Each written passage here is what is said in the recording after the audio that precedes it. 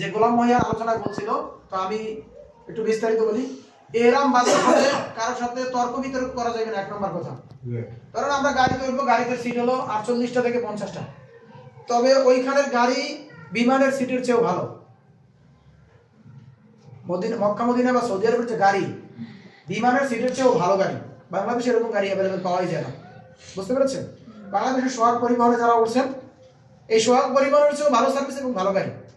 এরপরেও আমরা বাঙালি না, সিট যদি পিছিয়ে পড়ে পিছনে কিন্তু ঝাঁকবে না, কারণ এটা এয়ার ফ্রেশার লাগানো আছে।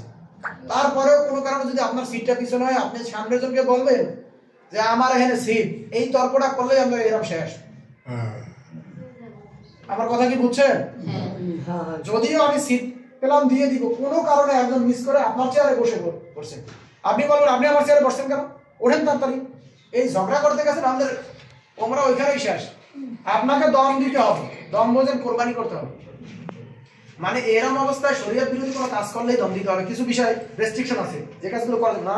এক নম্বর হচ্ছে ঝগড়া করা যাবে না, ঝগড়া ফ্যাসাদ করা যাইবে না। এরপরে কোনো ধরনের পশম কাটা যাইবে না। তারপরে হচ্ছে কেনা বেচা করা যাইবে না, বেচা কিনা করা যাইবে না।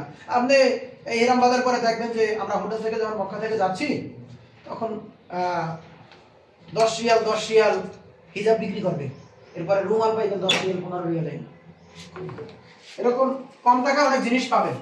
এইটা দেখে আপনি সুযোগ পাইছেন, একটু কেনা শুরু করবেন। এই কিনতে গেছেন তো এরকম শেষ।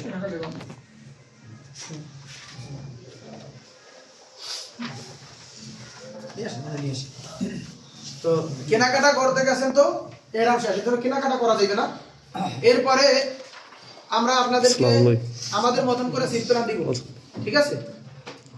আমি টোটাল চেষ্টা করব আমার অবস্থান থেকে সর্বোচ্চটা দেয়া। আপনি আপনার সকল মালামাল রেখে সুবিধা মতন সময়ে, কারণ এখন এমন ভিড়, আপনাদের সাথে আমি কন্ট্যাক্ট করছিলাম, আমি কার কাছ থেকে কয় টাকা নিয়েছি, হ্যাঁ আপনারা কিন্তু ভালো জানেন। কিন্তু আমি কথাটা বারবার বলতেছি এই জন্য, আমি আপনাদের সাথে যখন কন্ট্যাক্ট করছি তখন রিয়াল ছিল 32 টাকা 85 পয়সা, এখন রিয়াল হচ্ছে 33 টাকা 25 পয়সা। 33 টাকা 25 পয়সা মানে আমাদের বাংলা টাকা 33 টাকা 25 পয়সা। এই টাকার মান বেড়ে গেছে, সৌদি টাকার মান বাড়ছে, বাংলা টাকার মান কমছে।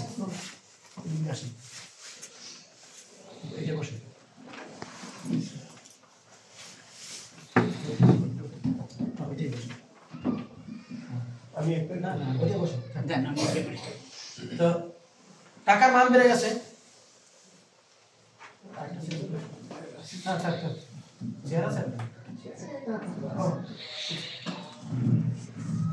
একটু উঠে যাবে।